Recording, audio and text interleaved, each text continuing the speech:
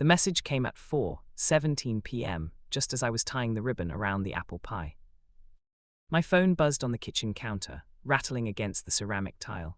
I wiped my hands on a dish towel and smiled before I even looked at the screen. It had to be Daniel. He was probably asking if I could come a little earlier to help set the table, like I used to when he was small and insisted on folding napkins into crooked triangles.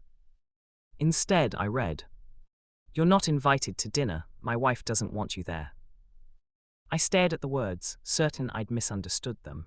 My eyes moved over the sentence again and again, as if they might rearrange themselves into something kinder. They didn't. The kitchen felt suddenly smaller. The soft hum of the refrigerator grew loud in my ears. Outside, the late autumn sun dipped low, casting long shadows across the yard Daniel used to race across with a plastic sword in his hand.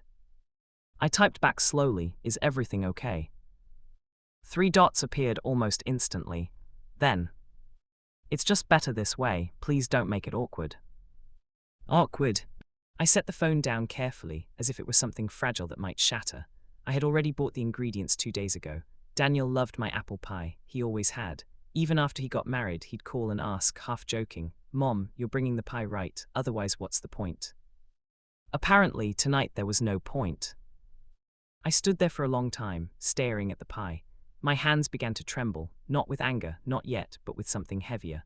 A slow, sinking realization that I was being pushed outside of a circle I once held at the center.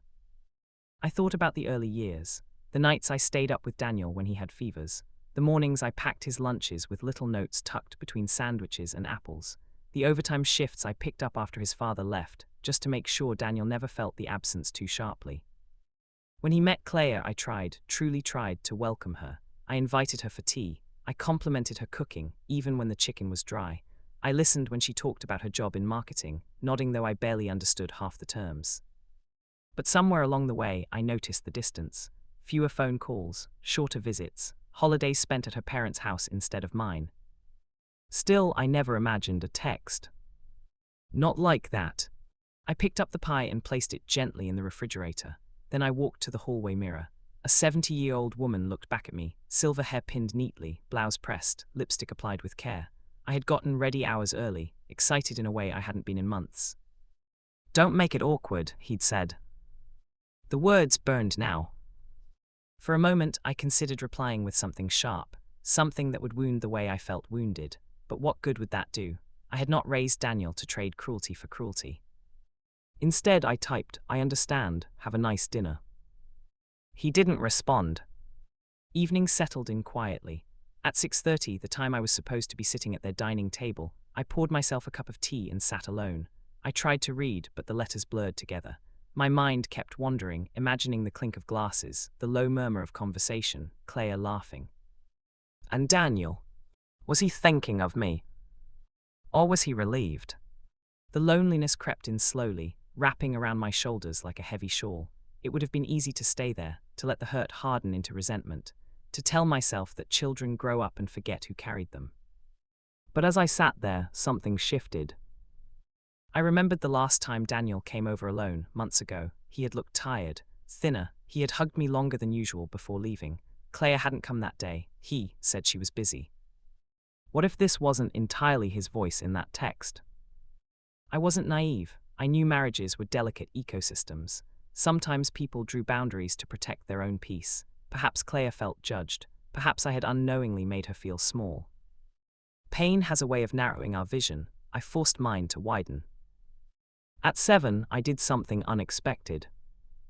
I cut 2 slices of the apple pie, placed them carefully in a container, and grabbed my coat. The drive to their house took 15 minutes. My heart pounded the entire way, not with rage but with resolve. I wasn't going there to argue. I wasn't going to force my way inside. I just needed to look my son in the eye. Their porch light glowed warmly against the dark. I could see silhouettes moving inside. Laughter drifted faintly through the door. For a moment, I almost turned back. Then I knocked. The door opened and there was Daniel, surprised, pale. "Mom, I won't stay," I said gently, holding up the container. "I just brought pie. I made it before I got your message." His eyes flickered behind me, likely checking if Claire was coming. "You didn't have to." "I know," I said. And I understand if tonight wasn't a good night for me to join you, but I needed to tell you something in person. He swallowed. Mom. I love you, I said simply, and I don't ever want to be someone you feel you have to hide or apologize for. If I've done something to make Claire uncomfortable, I would like to know. I can't fix what I don't understand. The words hung between us. Behind him, Claire appeared. Her expression was guarded at first, then uncertain. I didn't mean to hurt you, Daniel said quietly. I know, I replied, but you did. Claire stepped forward. It's just, sometimes when you visit, I feel like I'm being evaluated, like I'm not measuring up. The confession surprised me.